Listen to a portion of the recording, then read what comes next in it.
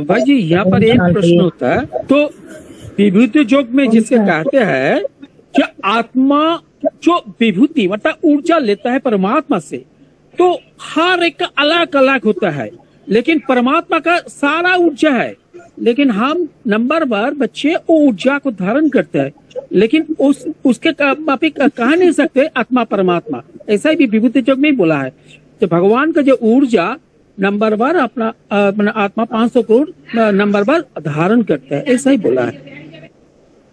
जो परमात्मा की योग ऊर्जा है, वो परमात्मा की योग ऊर्जा आत्माएं नंबरवार धारण करती है। जब परमात्मा अति साधारण मनुष्य तन में दिव्य जन्म लेते हैं, कलयुग और सतयुग के संधि काल में, कलयुग और सतयुग को जोड़ने वाला जो संधि काल है, जिसको संगम युग कहते हैं, जब परमात्मा दिव्य जन्म लेते हैं और राजयोग की शिक्षा पढ़ाते हैं, तो परमात्मा से योग लगा के उसकी योग ऊर्जा आत्माएं नंबरवार उठाती है।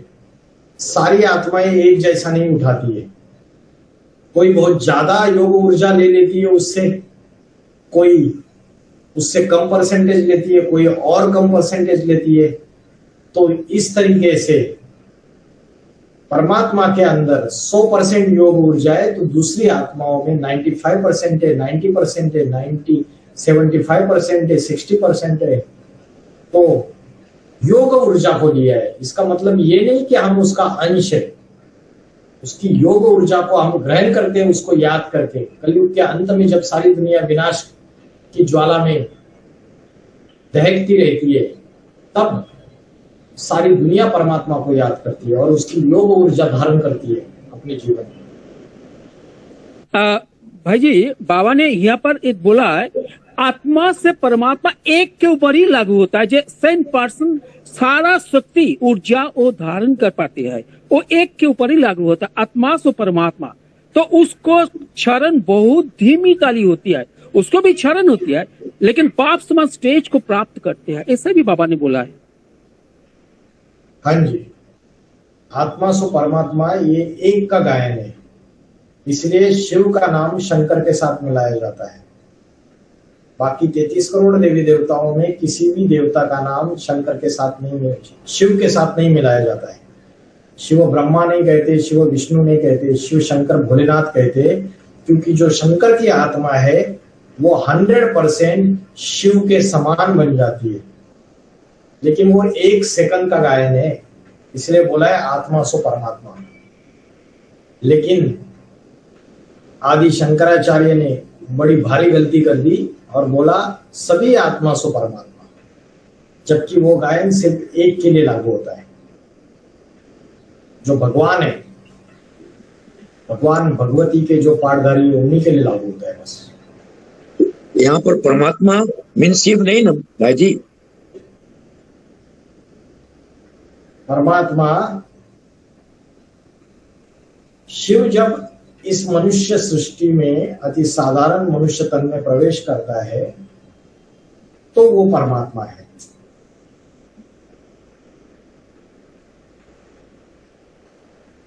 एक है परम पिता परमात्मा, जो है निराकार शिव, और हम आत्माएं भी निराकार है। तो उस निराकार परमात्मा का हम आत्माएं अंश नहीं है, लेकिन वो जब साकार में आता है, साकार मनुष्य सृष्टि में साकार मनुष्य में प्रवेश करता है, तो उस समय हम उससे ज्ञान धारण करके, गुण धारण करके हम उसके वंश बन जाते हैं। तो उसको परमात्मा ने, परमात्मा तो भक्ति मार्ग वाले लोग कहते हैं, हम तो शेख पाठधारी राम वाली आत्मा को परमात्मा कहेंगे ना। शिव जिस साकार मनुष्य में प्रवेश करता है वो शिव बाबा है, वो परमात्मा का पाठधार है। राम वाली आत्मा तो अन्य आत्माओं जैसी, हमारे तुम्हारे जैसी जन्म मरण के चक्र में आने वाली है। तो एक ही शरीर में 3 आत्माएं, राम की आत्मा भी है, कृष्ण की आत्मा भी है, शिव भी है। शिव जो है वो जन्म मरण के चक्र से न्यारा है। वो प्रवेश करके जो पाड़ बजाता है साकार तन में, वो शिव बाबा है। उसके हम अंश नहीं है, उसके हम वंश है। या मनुष्य सृष्टि का जो बाप है राम वाली आत्मा, उसके वंश है हम, क्योंकि वो शिव के समान बन जाता है तो हम उसके वंशज साबित होते हैं। लेकिन ये तो जन्म मृत्यु में आने वाले हैं ना, परमात्मा वाली जो राम वाली आत्मा है वाले संगम युग में जन्म मृत्यु में नहीं आते हैं। वही एक आत्मा जिसकी जन्म मृत्यु नहीं होती है, बाकी सब सत्य निश्चय रूपी मौत होती है। लेकिन भक्ति मार्ग वालों को ये जो भेद की कंसेप्ट है ये तो पल्ले पड़ेगी नहीं। उनको तो शिव जो निर्गुण निराकार है और जो बाकी की आत्मा है वो भी निराकार है, उस परमात्मा की हम अंश नहीं है, हम वंश है। ये चीज हम उनको साबित कर सकते हैं। बाकी भेद का बाप भेद के बच्चों से भेद की बातें करता है। जो ब्रह्मा की संतान है, ब्रह्मा मुखवंशावली, वो ब्राह्मण आत्माएं ये बात को समझ सकते हैं कि जो राम की आत्मा है वो निश्चय अनिश्चय के चक्र में नहीं आती है, और उसकी वजह से वो एक तरीके से जन्म मरण के चक्र में नहीं आती है। निश्चय अनिश्चय का चक्र माना जन्म मरण का चक्र। निश्चय हुआ परमात्मा के पार्ट पे मतलब जन्म, अनिश्चय माना मौत। तो जैसे वो अजन्मा है, ये बात टैली कर सकते हैं, लेकिन वो भक्ति मार्ग में जो ये भ्रांति फैली हुई है कि आत्मा परमात्मा का अंश है, इस बात को काटने के लिए भगवत गीता का आधार लेके हमने ये समझाने दी है कि आत्मा परमात्मा का अंश होता तो परमात्मा के सारे गुण आत्मा के अंदर होने चाहिए एज इट इज, जो है नहीं। और चुल्लू भर पानी का एग्जाम्पल रॉन्ग है, आत्मा गुदगुदा है, ये रॉन्ग है। वो एग्जाम्पल आत्मा के लिए लागू ही नहीं होता है। हाँ भाई जी, जैसे हम एक पिंड को मान लें सोना गोल्ड, और उसके एक छटा निकाल लें तो दोनों की आइडेंटिटी एक होगी, लेकिन दोनों के बर्तूत जो है एक हो गए। लेकिन आत्मा और परमात्मा, जिसको शिव बाप करते हैं यहाँ पर भक्ति मार्ग के लिए, तो दोनों में तो वो प्यार का सागर है, आनंद का सागर है। वो अजन्मा है, भोगता है, करता है, शरीर है। हम लोग तो आने वाले हैं। दोनों में तो सिमिलरिटी है ही नहीं जो आपने डिफाइन किया। बिल्कुल करेक्ट भाई जी। यहाँ पर एक बात होता है भाई जी कि हर आत्मा का अलग अलग संस्कार होता है, अलग अलग गुण ज्ञान गुण धारणा होता है, ऐसा मापिक अलग होता है। लेकिन परमात्मा इससे एकदम अलग, न्यारापन, ऊपर, ऐसा। मैंने एक प्रश्न पूछना था। आपने बोला ना कि सभी आत्माएं क्षरित होती हैं, तो क्षरण होता है तो रज और वीर्य से जो क्षरण होता है तो आत्मा पतित बनती है। लेकिन बाबा ने बोला कि सब इंद्रियों से क्षरण होता है, तो सब इंद्रियों से माना आंखों से, कानों से, नाक से किस प्रकार होता है क्षरण? होता है ना, जैसे आंखों से किसी को कामुकता की दृष्टि से देखते हैं, कोई पुरुष स्त्री को देखता है, स्त्री पुरुष को देखती है, तो शक्ति क्षीण होती है। ऐसा नहीं कि है ना सिर्फ कामेंद्रिय से विकार भोगने से ही शक्ति क्षीण होती है। हाँ, उससे ज्यादा शक्ति क्षीण होती है, लेकिन आंखों से भी शक्ति क्षीण होती है। कोई भी इंद्रियों से हम भोग भोगते हैं, उससे शक्ति क्षीण होती है। अभी हम वाचा में आ रहे, मुख से लगातार बात कर रहे, तो मैं शक्ति क्षीण कर रहा हूं मेरी। जब मैं आत्मिक स्थिति में हूं तो कौन सी अवस्था है? वानप्रस्थी अवस्था, वाणी से भी परे की अवस्था, बोलने की भी दरकार नहीं। तो हम जो भी इंद्रियों से भोग भोग रहे, अपनी शक्ति क्षरित कर ही रहे। खाना खा रहे, उस समय भी शक्ति को क्षरित कर रहे। कानों से ध्वनि सुन रहे, उस समय भी शक्ति को, इंद्रियों से भोग भोगना मन शक्ति को क्षीण करना। लेकिन अगर इंद्रियों से भोग भोगते वक्त अगर मन उसमें लिंपायमान नहीं है, मन उसमें आसक्त नहीं है, और जो आत्मा है हमारी, हमारा सारा मन बुद्धि का फोकस आत्मा के ऊपर है इंद्रियों से भोग भोगते वक्त, तब वो शक्ति क्षीण नहीं हो सकती। भाई जी एकदम बिल्कुल सही है। मुंह से मैं जब ब्रह्मचर्य रह रहा था तो मुंह से भी पतन होता था, मुंह से भी ब्रिज निकलता था। और मोर जो है उसको आंखों से होता है, तो कि मोरनी पी लेती है, जिसके कारण जब धारण करता है तो बाबा बोलते हैं बल अभी बदल गया है। करेक्ट बोला आपने भाई। नहीं, जैसे आंखों से क्षरण होता है उसका रूप क्या है? इसका प्रूफ क्या है? आंखों से क्षरण होता है। रूप क्या है? उसका रूप क्या है? कैसे समझे कि क्षरण हो रहा है? आंखों से क्षरण होता है, इसका प्रूफ क्या है? समझो कोई व्यक्ति कामुकता से, काम विकारी दृष्टि से देख रहा है, तो उसके अंदर जो कामुकता है उसकी वजह से आप अगर देखेंगे कि वो व्यक्ति बाद में दूसरे लोगों से आंख मिला नहीं पाता है, आंख से आंख मिला नहीं सकता है अगर उसके अंदर कामुकता है। उसकी दृष्टि चंचल होगी। एनर्जी क्षरित होना, जिससे हमारी बॉडी कॉन्शियसनेस बढ़ना और सोल कॉन्शियसनेस कम होना। जितनी सोल कॉन्शियस ज्यादा, उतना व्यक्ति सामने वाले के आंखों में देख के बात कर सकता है। जो पतित है, जिसकी दृष्टि पतित है, जिसकी दृष्टि से क्षरित हो रही है शक्ति, जिसकी इंद्रियों से शक्ति क्षरित हो रही है, नीचे देख के बात करेगा, नजर से नजर मिला नहीं पाएगा। तो ये प्रैक्टिकल प्रूफ है। जो जितना सिविलाइज व्यक्ति है, एक है क्रिमिनल है, एक है सिविल है। जो क्रिमिनल है वाला होगा वो ज्यादा देर दृष्टि टेक के बात नहीं कर सकता, और जो सिविल आई वाला होगा उसकी दृष्टि तो स्थिरियम रहेगी, पलके भी नीचे नहीं झुकेगी, लगातार बात करता रहे 4 घंटा 5 घंटा, उसकी पलके निश्चल होगी, निश्चलता होगी, उसके इंद्रियों में शीतलता होगी, पलके नीचे नहीं झुक सकती।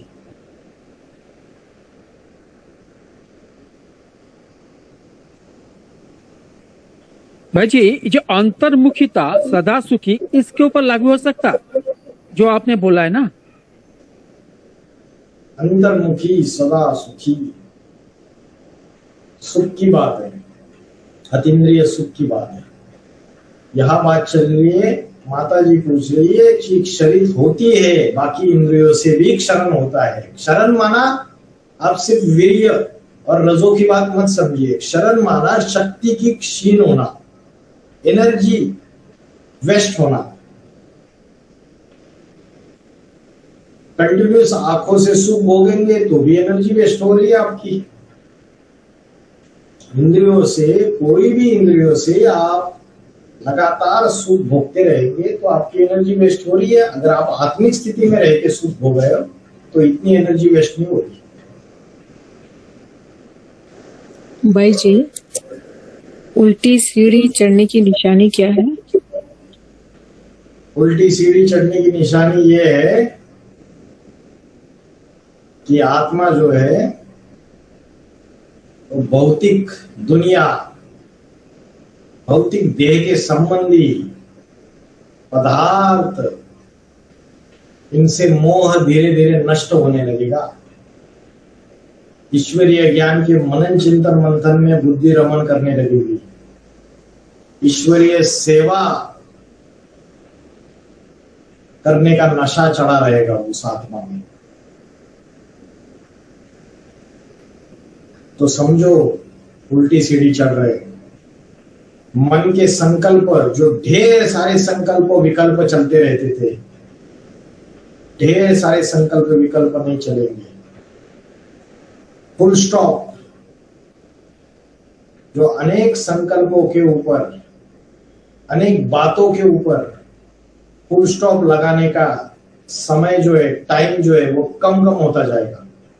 किसी से झगड़ा हो गया, किसी से अनबन हो गई, किसी ने कोई टॉन्ट मार दिया, किसी ने कोई ताना मार दिया, किसी ने कोई इंसल्ट कर दिया, तो किसी को फुल स्टॉप लगाने के लिए 1 साल लगता है, किसी को 1 महीना लगता है उस चीज से बाहर आने के लिए, किसी को 1 दिन लगता है, किसी को 10 घंटे लगते हैं, किसी को 1 घंटा लगता है, और किसी को उस चीज से बाहर आने के लिए, डिटैच होने के लिए 1 मिनट लगता है। तो जिसको जितना कम टाइम लग रहा है, समझो उल्टी सीढ़ी चढ़ रहा है, आत्मा की पावर बढ़ती चली जा रही है, ईश्वरीय सेवा में बुद्धि रमन कर रही है, देह के संबंधी पदार्थ, इसमें बुद्धि उससे उपराम जा रही है, उल्टी सीढ़ी चढ़ रहा है। और जो रजो और वीर्य की शक्ति जो डिस्चार्ज हो रही है,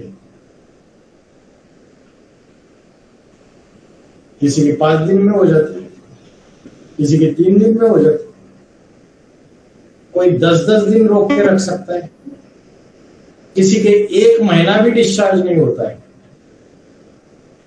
और ऐसे ऐसी आत्माएं ज्ञान में अच्छा चलते चलते उनकी कंट्रोलिंग पावर ऐसी बढ़ जाती है कि 3-3 महीना भी उनकी शक्ति डिस्चार्ज नहीं होती, चाहे स्वप्न दोष, चाहे किसी भी प्रकार से उनकी शक्ति डिस्चार्ज नहीं होती। तो समझो उल्टी सीढ़ी चढ़ रहे, समझा भाई जी? तो अष्टदेव 18 तक उनकी शूटिंग पीरियड कौन सा चल रहा होता? सतयुग और त्रेता? 18 तक जी। प्रश्न क्या है? 2018 तक अष्टदेवों का शूटिंग पीरियड सतयुग और त्रेता युग का था क्या, ये प्रश्न? हाँ हाँ।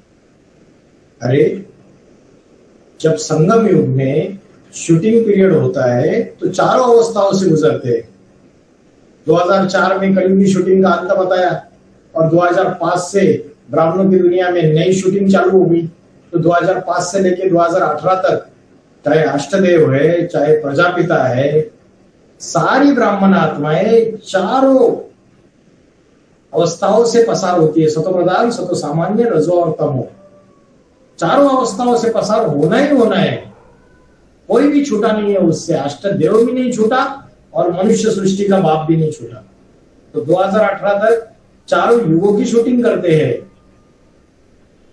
कभी सतोप्रधान अवस्था की शूटिंग होती है तो सतयुग की शूटिंग होती है, जब सतो सामान्य अवस्था की शूटिंग होती है तो त्रेतायुग की शूटिंग होती है, जब रजोप्रधान अवस्था की शूटिंग होती है तो द्वापरयुग की शूटिंग होती है, और जब तामसी हो जाते हैं तो कलयुग की शूटिंग होती है। और सिर्फ 2018 तक की बात नहीं है, 2019 से लेके 2028 तक का फिर से ये 10 साल का जो शूटिंग पीरियड है, इसमें फिर से अष्टदेव, मनुष्य सृष्टि का बाप, और सारी रुद्रमाला के मन के, सारे विजयमाला के मन के, सारी आधारभूत आत्माएं, सारी बीजरूप आत्माएं फिर से 4 अवस्थाओं से पसार होगी, सतो प्रधान, सतो सामान्य, रजो और तमो। अंत तक, जब तक फाइनल मनुष्य से देवता नहीं बनते हैं, तब तक इन चारों अवस्थाओं से पसार होना पड़ेगा। ये रिहर्सल चलती रहेगी। इन राहों पर चलना है जहां गिरना और संभलना है। बाबा ने बोला है ये कैसे बाई जोली का खेल है। बाई जोली होती है ना, जैसे मंदिर में परिक्रमा लगाते, अभी सर नीचे पैर ऊपर, फिर पैर नीचे सर ऊपर। बोलिए माता जी। मैं गुलाटी मारने को बोलते ना बाजू। हाँ, गुलाटी को ही बोलते हैं।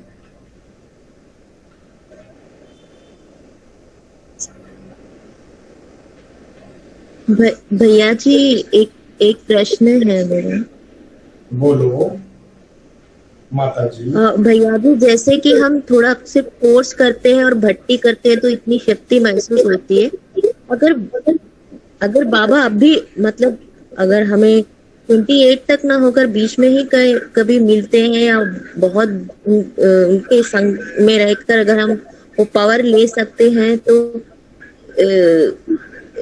वो कैसे होगा? मतलब वो ऐसा क्यों नहीं हो सकता? ऐसे मेरा प्रश्न है। 28 तक हमें वेट करना होगा बाबा से मिलने के लिए।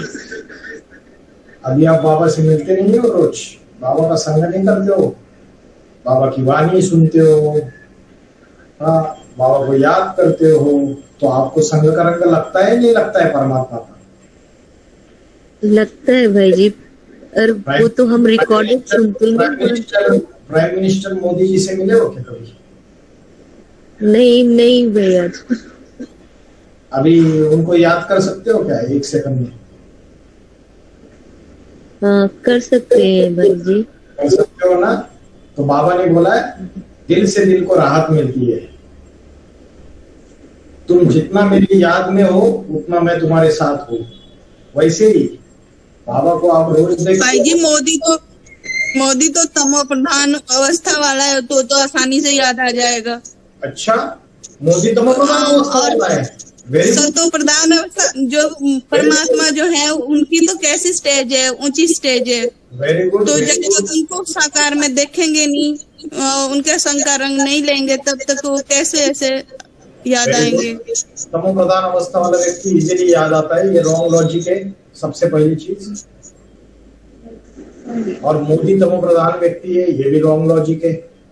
बाबा ने बोला है कलयुग के अंत में जो अभी ऊंची ऊंची पोस्ट पे बैठे हुए हैं, उन्होंने कलयुग के लास्ट शूटिंग में पवित्रता का ऐसा बड़ा पुरुषार्थ किया है कि सभी आत्माओं को पीछे छोड़ा है। आज जो बड़े बड़े जजेस है, राष्ट्रपति है, प्रधानमंत्री है, ये इतनी ऊंची पोस्ट पे बैठे हुए हैं और हम नहीं बैठे हुए। जरूर हमारे तो उनकी क्या परमात्मा जैसी स्टेज है? भाई मोदी जी आप तमो प्रधान की बोल रहे हो, आप परमात्मा से हाँ, कंपेयर तो कर रहे हो। परमात्मा जैसी स्टेज तो नहीं है ना उनकी ऊंची। बाबा ने बोला है इस दुनिया में जिस भी व्यक्ति को देखते हो वो याद जरूर आएगा। एक बार भी देखते हो तो वो याद जरूर आएगा। तो प्रधानमंत्री से मिले नहीं फिर भी वो याद आ सकता है। तो बाबा जिस साधारण शरीर में आया है, उस साधारण शरीर में रोज उसका संग का रंग लेते हो तो वो याद नहीं आ सकता क्या? ये कहने का चीज है।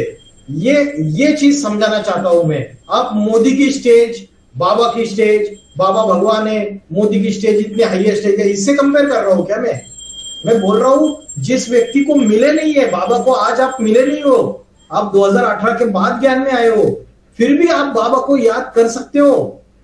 ब्रह्म मुहूर्त के समय अगर सारे संकल्पों को छोड़ दो, सारे देहधारी की याद को छोड़ दो, वो जो पाठधारी है वो जहां भी कही है, बाबा क्या है? बाबा ने बोला है कि है ना, बांदेली माता सबसे ज्यादा बाबा को याद करती है और सबसे ज्यादा बाबा से मिलन मेला मनाती है। तो बांदेली माता तो मिल भी नहीं पाती। यज्ञ के अंदर मैं 2004 से ज्ञान में चल रहा हूं, आपको कितनी बांदेली माताएं बताऊं मैं जो कभी भी बाबा से मिल नहीं पाई है। लेकिन बाबा ने मुरली में बोला है वो सबसे ज्यादा बाबा से अव्यक्त मिलन मनाती है, मिलन मेला मनाती है। उधर जाके सारे बाबा करके मधुबन में सेंटर में जाके जमा हो जाते, बाबा आते, संधि पे बैठते और वो बांदेली माता को फोन आया रहता है बाबा आए हुए, और ऐसी खींचती है बाबा को, ऐसा अव्यक्त मिलन मनाती है, ऐसे आंखों से उसके प्यार के अश्रु बहते हैं, वो उसको ही पता ना।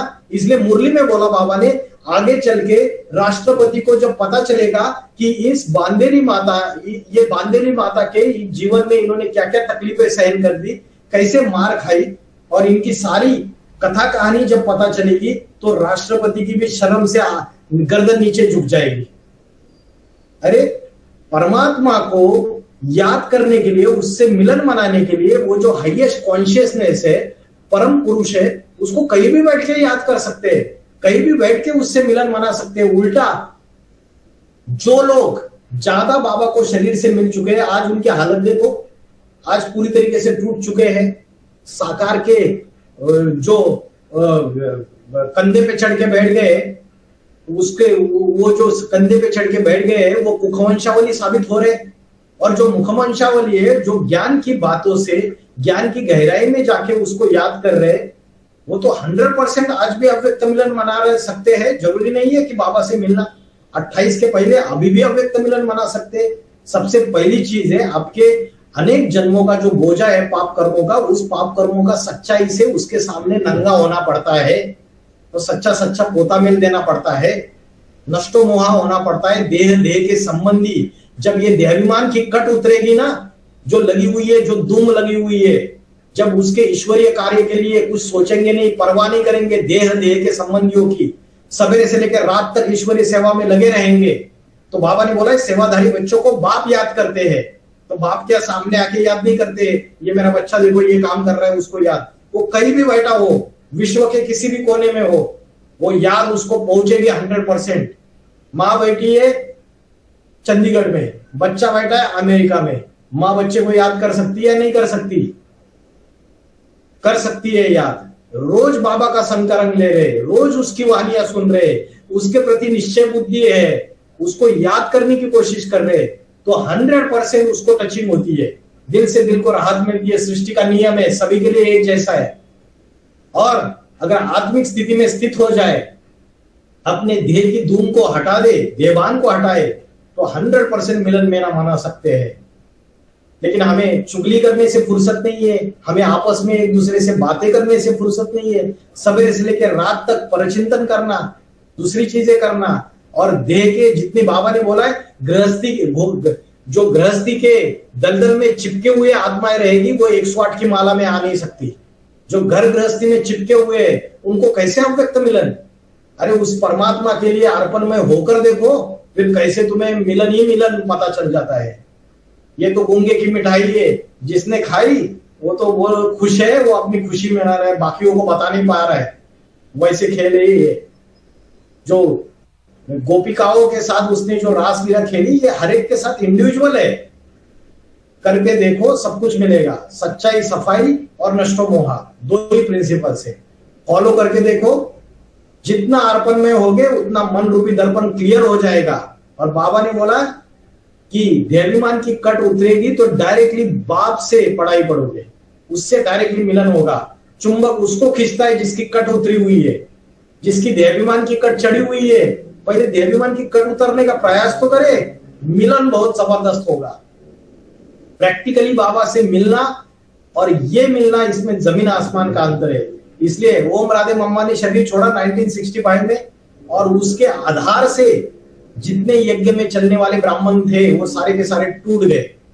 और दादा लेखराज के शरीर को देख के पुरुषार्थ करने वाले जो ब्राह्मण थे, चिकने चुपड़े देह को, वो भी सारे टूट गए ब्रह्मा बाबा ने जब शरीर छोड़ा 1969 में।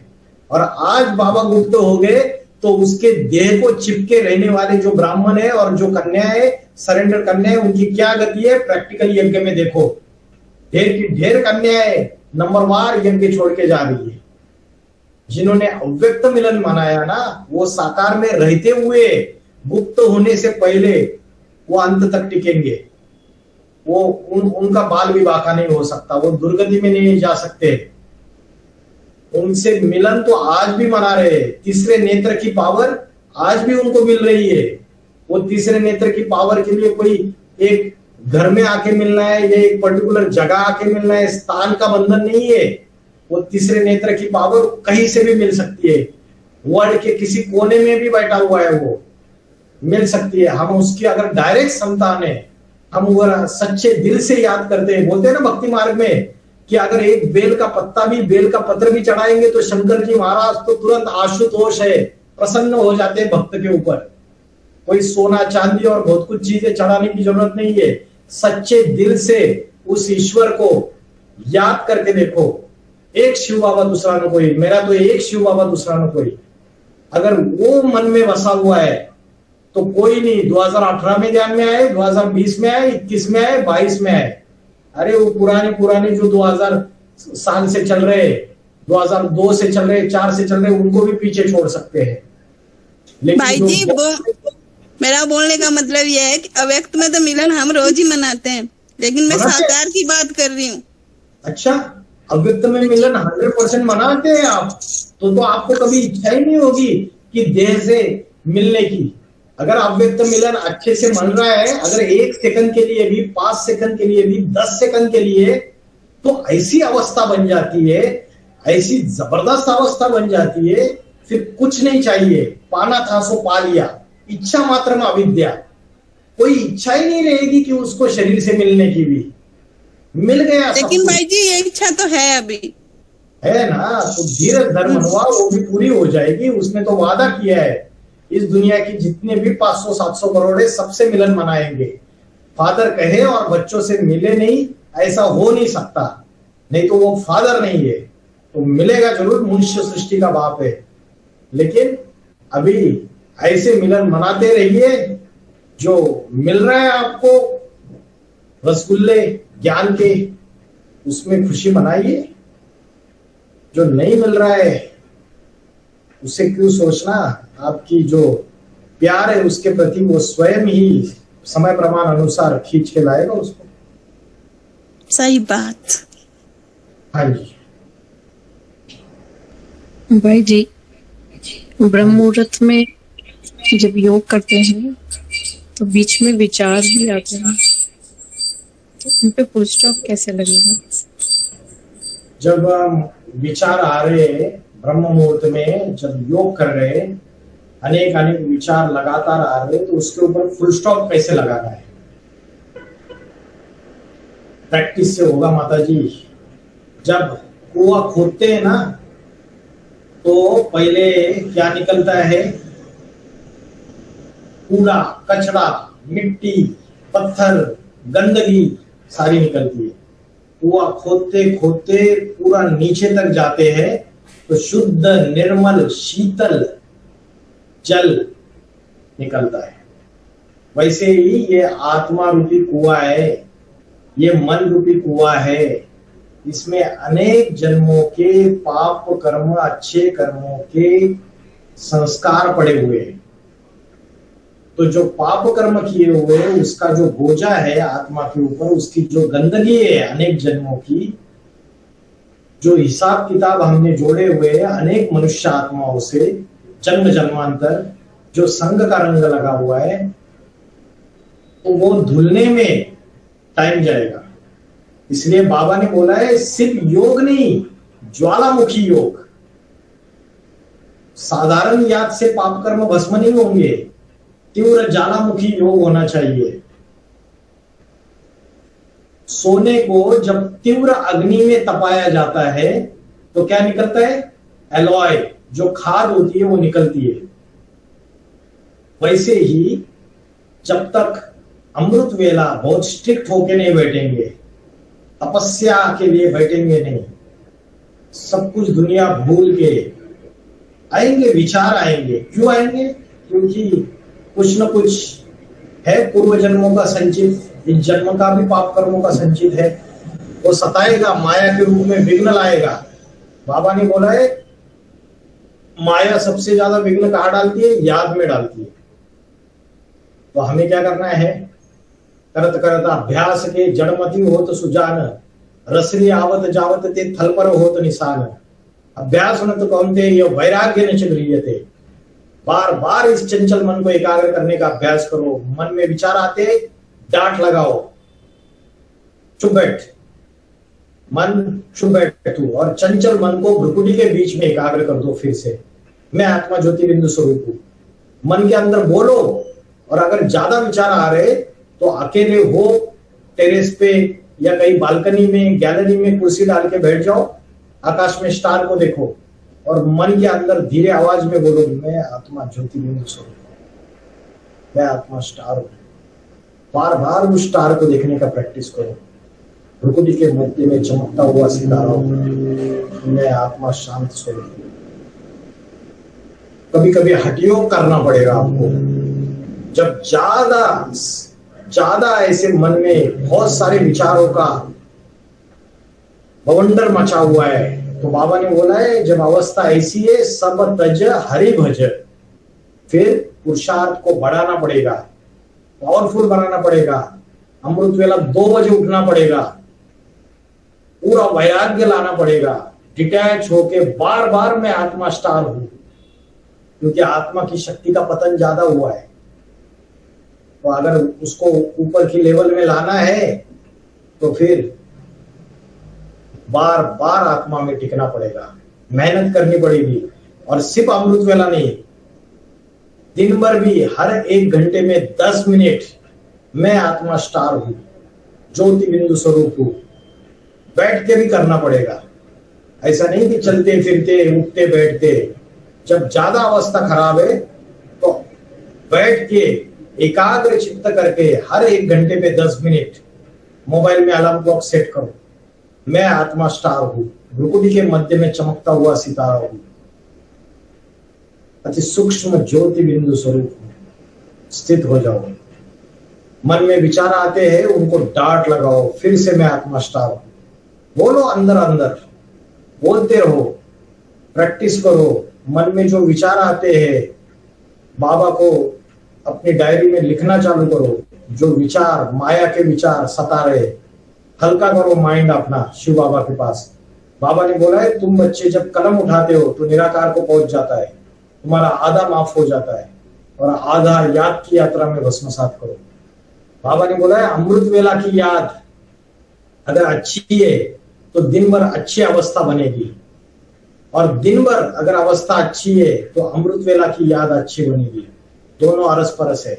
अगर अमृत वेला अच्छी नहीं बन रही है तो दिन भर प्रैक्टिस करो तो देखो फिर से अमृत वेला अच्छी हो जाएगी, अमृत वेला सुधर जाएगी। ठीक है, यही सॉल्यूशन है। और डटे रहना है युद्ध के मैदान में। ये माया से युद्ध है, विकारों से युद्ध है। भागना नहीं है, हारना नहीं है।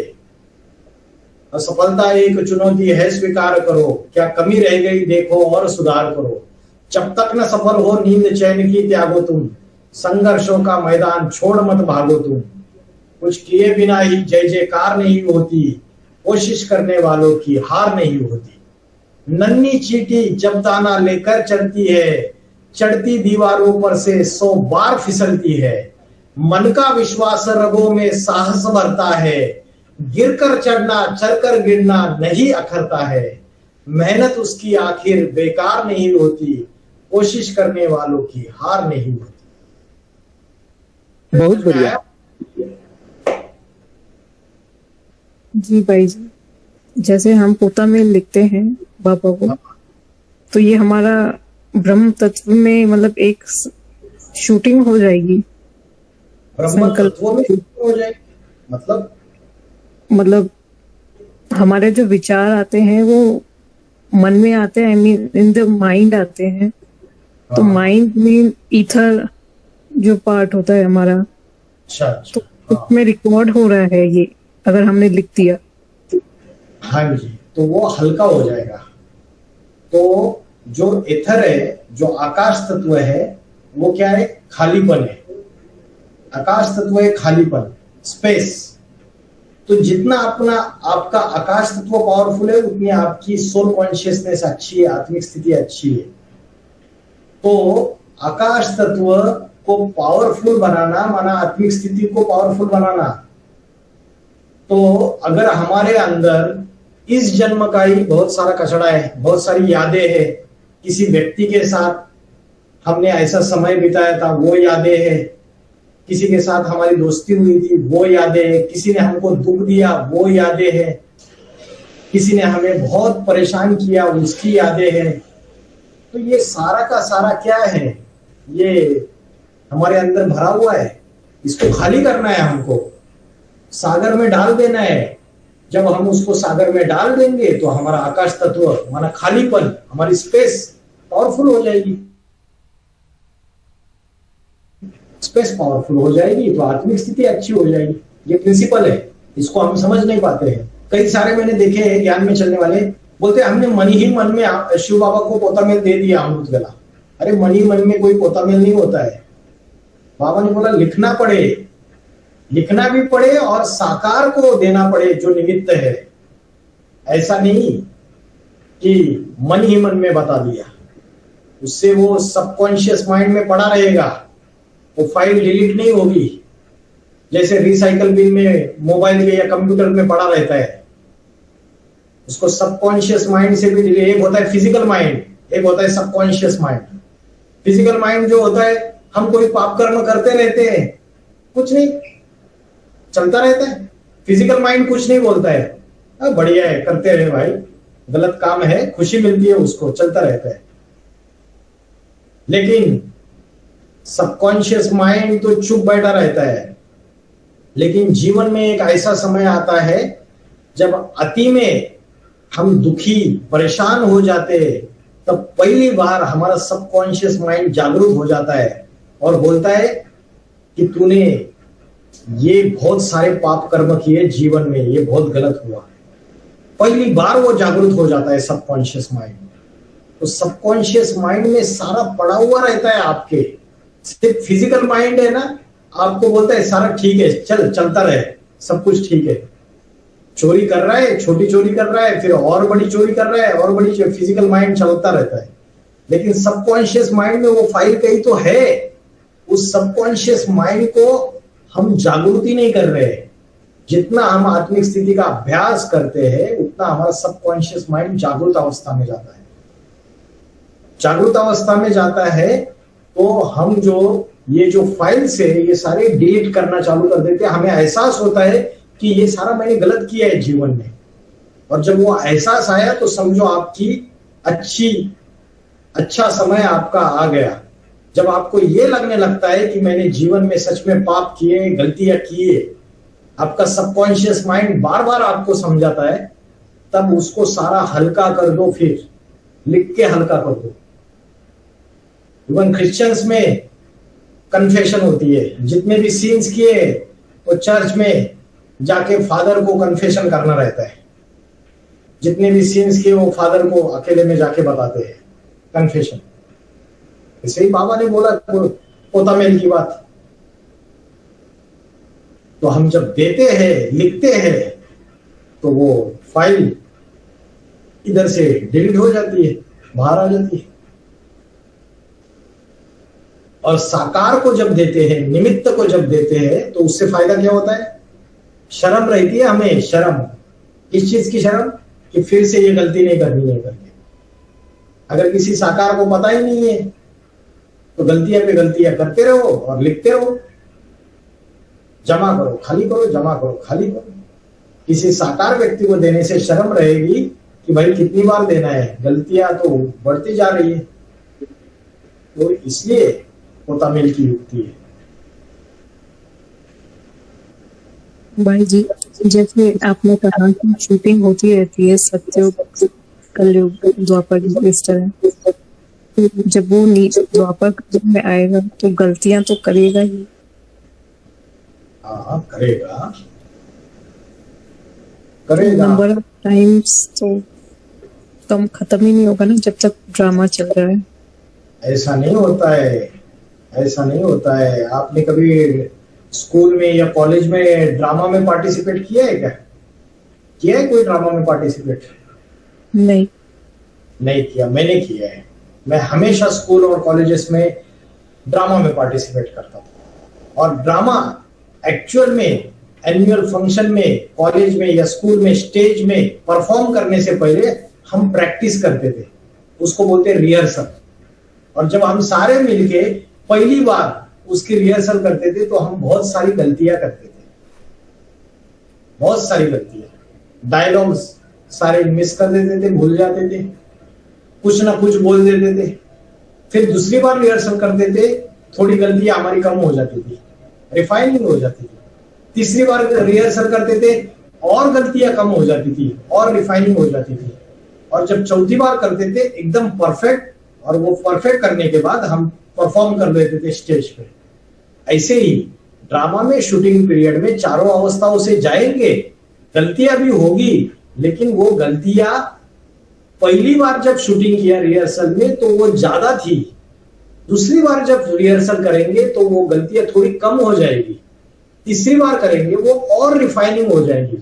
तमो प्रधान स्टेज भी, जो पहली बार की तमो प्रधान स्टेज है वो बहुत डाउन है, दूसरी बार की तमो प्रधान स्टेज परसेंटेज में कम है, और तीसरी बार की तमो प्रधान स्टेज परसेंटेज में और कम है, और चौथी बार की जो तमो प्रधान स्टेज है वो परसेंटेज में और कम है। और जैसी चौथी स्टेज हमने क्रॉस कर ली, बाबा ने बोला ब्रह्मा ने पहली बार सृष्टि रची, अच्छी नहीं लगी बिगाड़ दी, दूसरी बार रची, अच्छी नहीं लगी बिगाड़ दी, तीसरी बार रची, अच्छी नहीं लगी बिगाड़ दी, चौथी बार जाके स्वर्ग स्थापन हुआ।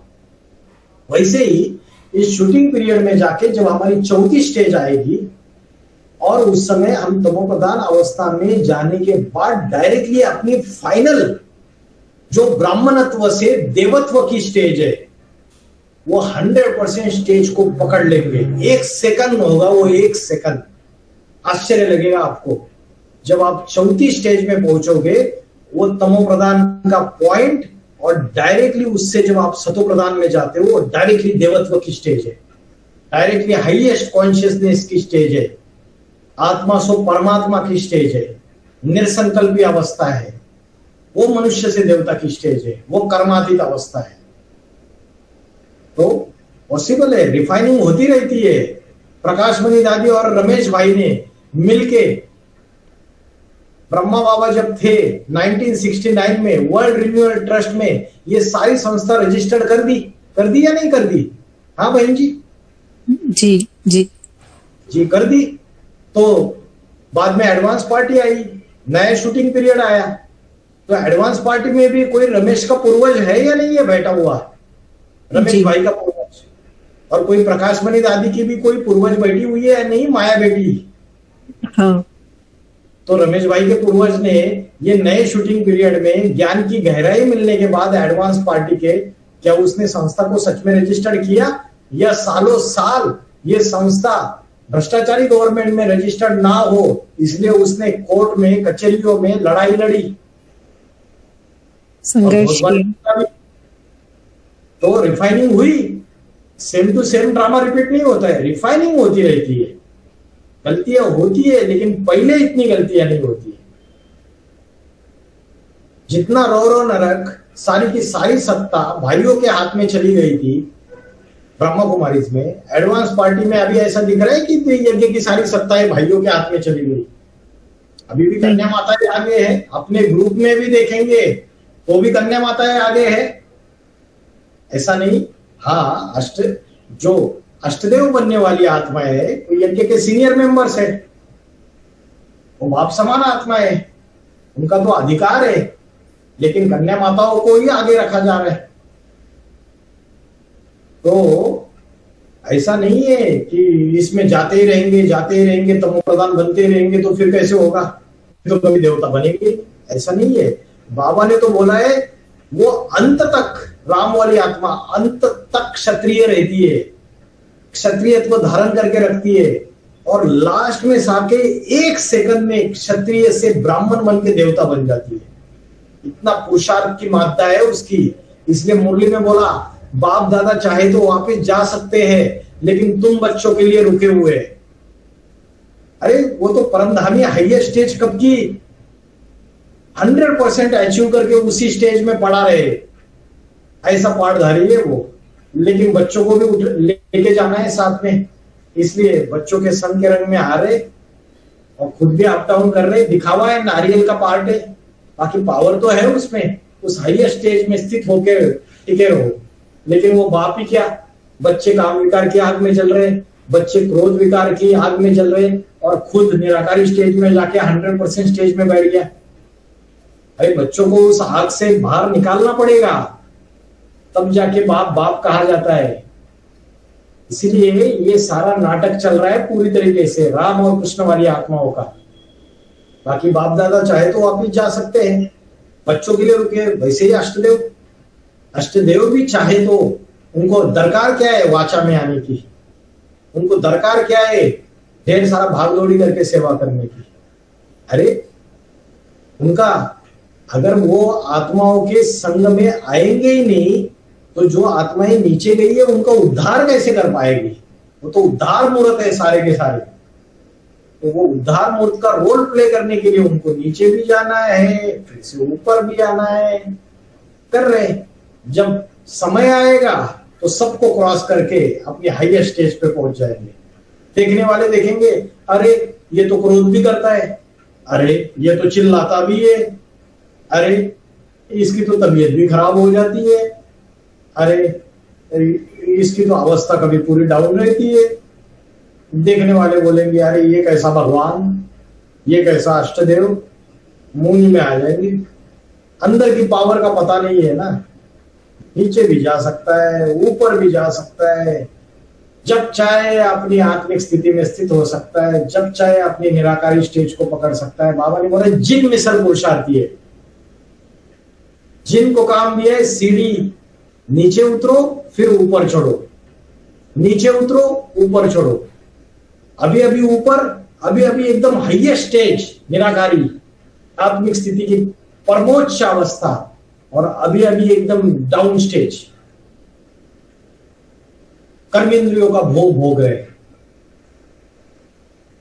तो देखने वाली आत्माएं तो भाई बोलते हैं अरे हमने, हमारे से तो गलती हो गई, हम गलती से जुड़ गए, या हमें तो बाद में पता चला, ये तो ऐसा था, ये तो वैसा था, ये तो ऐसा करता था, ये तो वैसा करता था, हाँ हमने सुना था, ये तो बड़ा क्रोधी था, क्रोधी है। तो सारी समझने की बात है। जो मुख्य मुख्य पाठधारी है, जिनको महावीर बोला है बाबा ने, उनके अंदर तो ताकत है। समर्थ को नहीं दोष गुसाई, रवि पावक जल सबकी नाई। समर्थ को दोष नहीं लग सकता। रवि माना सूर्य, पावक माना अग्नि, जल देवता। ये ऐसे पाठधारी है जिनके सामने कचरा डाल दो, कचरे को भी जला देंगे, सुखा देंगे, खत्म कर देंगे पूरी तरीके से। उनके ऊपर कोई असर नहीं होने वाला है उसका। अभी अभी डाउन लगेंगे, अभी अभी ज्ञान की ऐसी, ज्ञान ऐसा सुनाएंगे, ऐसी अवस्था बनाएंगे, तो देखने वाले सोचेंगे अरे ये कैसा पाठधारी है। तो इस गहराई को समझना है बहन जी। भैया जी एक और एक प्रश्न है भैया जी। बोलिए माता जी। भैया जी, बाप के अंदर तो 3 आत्माएं है ना, ब्रह्मा की और शिव सुप्रीम सोल की और खुद राम वाली आत्मा की। तो हम जब उनसे साकार में मिलेंगे तो कैसे हम आइडेंटिफाई कर पाएंगे कि कौन बात कर रहा है हमसे? बाबा ने बोला जो शुद्ध बुद्धि है वो समझ लेंगे। अभी शिव बात कर रहा है, अभी राम बात कर रहा है, अभी कृष्ण बात कर रहा है। लेकिन बाबा ने बोला तुम बच्चों को क्या समझना है, शिव बाबा ही है। ये नहीं सोचना है अभी राम ने बात किया, अभी कृष्ण ने बात की। बाबा ने बोला शुद्ध बुद्धि बच्चे तो समझ लेंगे। मुरलियों में भी, वार्तालाप में भी, डिस्कशन करते वक्त भी आप समझ जाओगे। मुरलियों का गहराई से अभ्यास करो तो आपको पता चलेगा अलग अलग आत्माएं बात कर रही है। बाबा ने बोला ये ब्रह्मा भी इंटरफेयर करता है बीच में, तो पकड़ सकते हैं इस बात को भी। जो होशियार बच्चे हैं, शुद्ध बुद्धि है, समझू सयाने है, बराबर समझ लेते हैं। बाकियों के लिए बाबा ने क्या बोला, तुम हमेशा समझो शिव बाबा ही बात करता है। चाहे मुरली है, चाहे वार्तालाप है, चाहे तुम बच्चों से मिलता है, बात करता है, शिव बाबा ही समझो। ये नहीं समझो कि राम है, कृष्ण है। क्योंकि बाबा ने बोला ये राम और कृष्ण वाली आत्माओं की जिम्मेवारी मेरी जिम्मेवारी है। ये अगर उल्टा भी करे तो उसको उल्टा करने की जिम्मेवारी मेरी है, तुम उसकी टेंशन मत लो।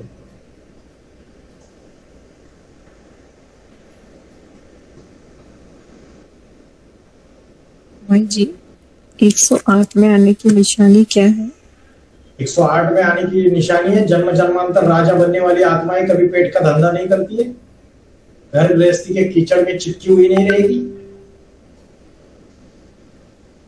ईश्वरीय सेवाओं का स्टॉक बहुत ज्यादा रहेगा। मेरी सेवा में रहने वाले बच्चे भूख नहीं मर सकते। इस महावाक्य के ऊपर उनका दृढ़ निश्चय रहेगा। क्या खाएंगे, क्या पिएंगे, कहाँ रहेंगे, कैसे जिएंगे, थोड़ा बैंक बैलेंस रखेंगे, थोड़ा बाद में काम आ जाएगा, थोड़ा सोना रख देंगे, जब भागना पड़ेगा तब सोना तो लेके जा सकते हैं ना। ऐसे बच्चे नहीं होंगे। ना बैंक बैलेंस की परवाह, ना प्रॉपर्टी की परवाह, ना किसी चीज की परवाह।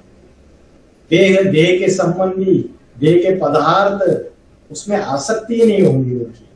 ईश्वरीय सेवा, दिन रात ईश्वरीय सेवा। ऐसा हम क्या करके दिखाए जिससे हम बाबा के दिल तक पे जाके बैठ जाए, ये आस लगी हुई रहती है उन बच्चों को। 108 में जो माला के मनके है,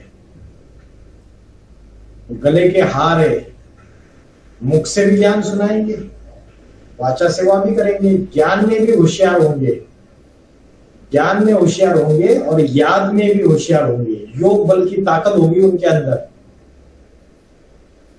विल पावर अच्छी होगी। विल पावर वो प्राप्त करेंगे संगम युग के पुरुषार्थी जीवन में। सब तज हरि भज, बाबा ने बोला जितना गुड़ डालोगे उतना मीठा बनेगा, जितना अर्पण में होंगे उतना दर्पण क्लियर तक दिखाई देगा। तो योग की अवस्था अच्छी होगी तो ईश्वरीय सेवा में लगे हुए रहेंगे। ईश्वरीय सेवा के सिवाय रह नहीं सकते वो बच्चे। सेवा सेवा और सेवा, यही उनके जीवन में रहेगा। ज्ञान सुनाए बगैर वो एक निवाला भी अपने मुख में डाल नहीं सकते। ईश्वरीय ज्ञान का संदेश दिए बगैर परमात्मा के ऊपर दृढ़ निश्चय रहेंगे, चाहे कुछ भी हो जाए, सारी दुनिया ग्लानि करते रहे, मीडिया में, टीवी में, इंटरनेट पे, सब जगह ग्लानि होती रहे, चाहे परमात्मा की चाहे अष्टदेव पाड़दान, उनको कोई परवाह नहीं है। उनको पता है ज्ञान के आधार से निश्चय बुद्धि आत्मा है। ईश्वरीय सेवा का स्टॉक ज्यादा होगा उनका दूसरों के मुकाबले। अर्पण में आगे रहेंगे, मार्क्स उनके दूसरों के मुकाबले आगे रहेंगे। अब बाबा ने बोला राजा कौन बनता है? जो राजयोग सीखते हैं, पक्के पक्के राजयोगी। बाबा ने बोला 108 आत्माओं को। राजयोग क्या है? कर्मेंद्रियों को कंट्रोल करने का योग। जो अपनी इंद्रियों को पहले पहले कंट्रोल करते हैं वो राजयोगी है। और इंद्रियों में भी कौन सा इंद्रिय है जिसको कंट्रोल करना सबसे ज्यादा मुश्किल होता है? काम इंद्रिय। तो पक्के राजयोगी होंगे, सन्यासी नहीं होंगे, दूरबाज खुशबाज वाले। इंद्रियों को वश में करने का अभ्यास उन्होंने संगम युग में किया रहेगा, अपनी इंद्रियों को कंट्रोल किया रहेगा।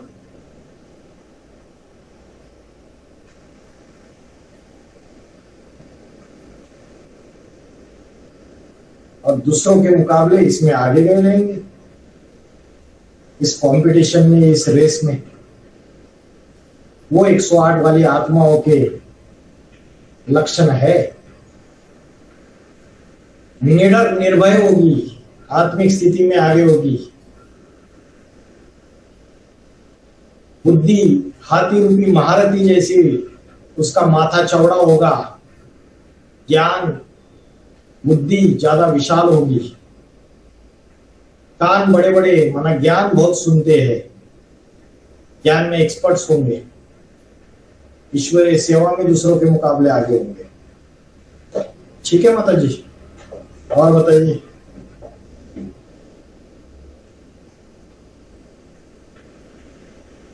भाई जी, रामवाली आत्मा वीरेंद्र दीक्षित का जो बर्थ है वो 1942 है, पर जैसे बाबा कहते हैं कि आत्मा घर में प्रवेश करती है 3 महीने बाद, तो उस अनुसार तो 1941 में उनका डेथ पीरियड होना चाहिए। हो सकता है, होगी। सेवकराम की डेथ 1941 में हो सकती है। निकालनी पड़ेगी ना, हिस्ट्री रिसर्च करना पड़ेगा।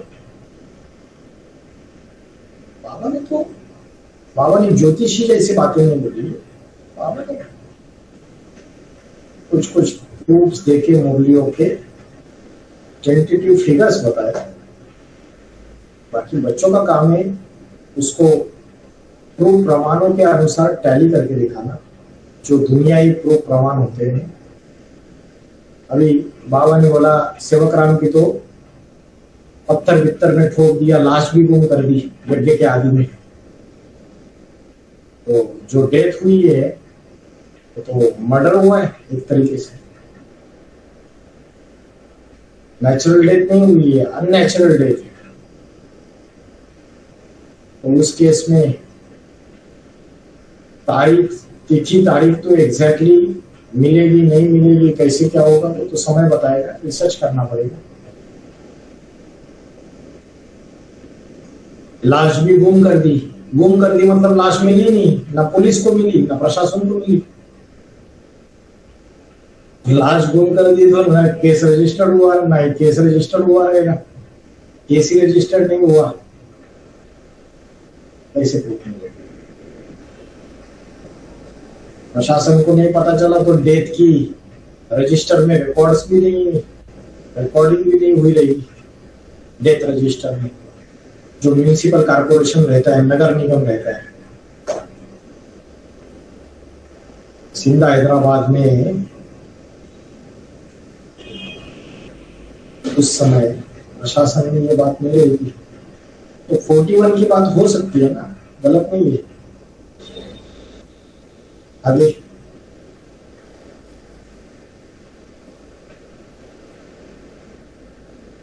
ये सब कैसे निकलेगा? ऐसे निकलेगा, रिसर्च करो। ब्रह्म कुमारी ने रिसर्च करके रखा हुआ है, उनके सारी किताबें ढूंढो, पढ़ो, इकट्ठा करो सारा, और फिर एक टीम बनाओ। आप एज ए डायरेक्टर पीछे से काम करो पर्दे के, और किसी को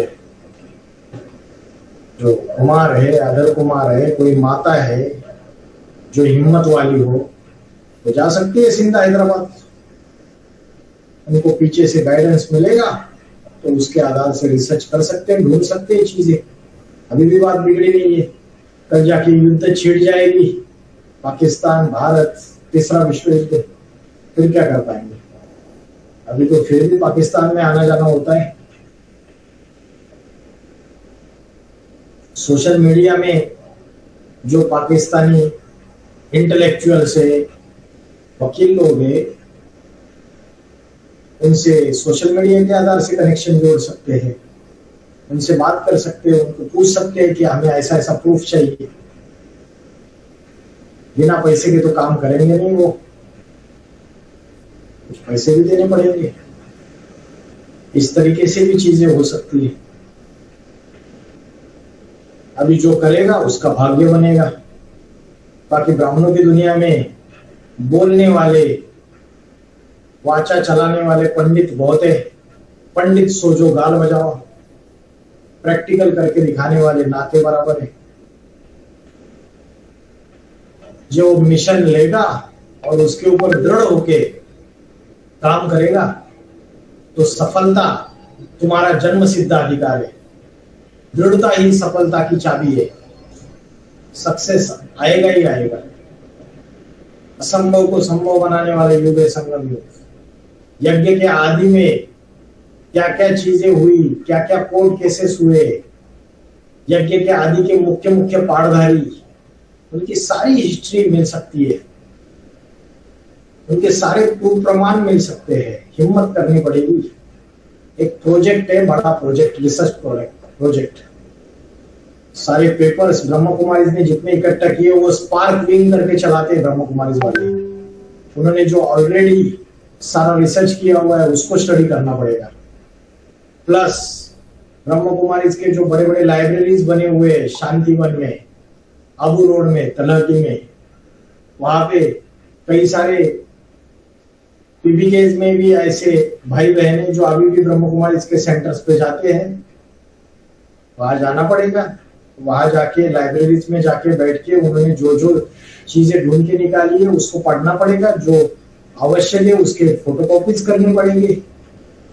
कोई भी रिसर्च का मूल है, उसके तंत्र में, उसके गहराई में जाना पड़ता है, बीज तक, उसके जड़ तक जाना पड़ता है। सारा मटेरियल इकट्ठा करना पड़ता है। सारा मटेरियल इकट्ठा करेंगे, उसको सबको एक दूसरे को जो उसके जो अलग अलग पॉइंट से उसको कनेक्ट करना पड़ेगा, तार जोड़ने पड़ेंगे सारे, फिर जाके कोई ना कोई चीजें पता चलना चालू हो जाएंगे। हिम्मत है बच्चे, मदद है बाप। करो हिम्मत, बाप की मदद मिलेगी। भाई पीयू का पानी तो इसमें तो आता है ना, पीयू का पानी। अरे पीयू की वाणी आज तक एडवांस पार्टी में एक भी माइका लाल नहीं निकला जो पाकिस्तान में जाके पीयू की वाणी खोज के लाया हो। सारे अपने घरों में बैठे हुए या खेतों में बैठे हुए या जानवर गौओं का दूध निकाल रहे और यज्ञ में जाके दे रहे। बाबा ने बोला कुमार जो चाहे कर सकते हैं, चाहे तो पूरी स्थापना चाहे तो पूरा विनाश। कुमार को वरदान दिया है, लेकिन कुमार अपने तन की शक्ति पूरी यूज करने वाले कुमार ना के बराबर ही देखते हैं। तो अदर कुमार, कुमार, कन्या, माता सब लोग एक टीम बनाए। जो लोग इंटरेस्टेड है रिसर्च वर्क में, जो इंटरेस्टेड है इस रिसर्च वर्क में, यज्ञ के आदि में, करते सब कुछ होगा।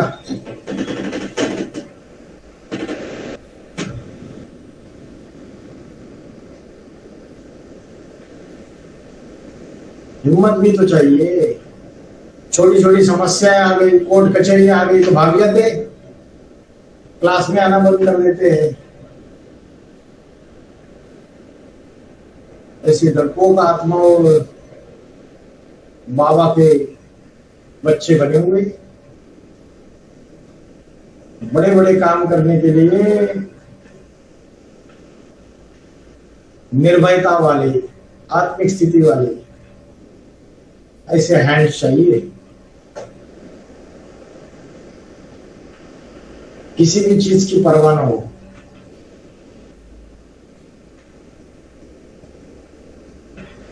समय भी देना आना चाहिए ना, उनके पास टाइम भी होना चाहिए। संगम युग में सबसे बड़ा खजाना है समय का खजाना।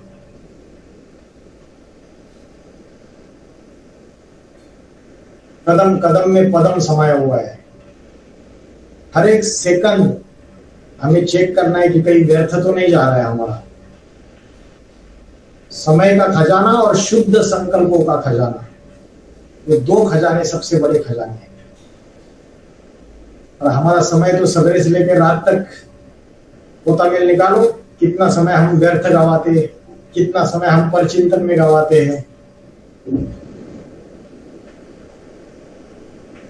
कितना समय हम दुनियाई बातों में गवाते हैं और कितना समय ईश्वरीय सेवा के लिए देते हैं, है ना।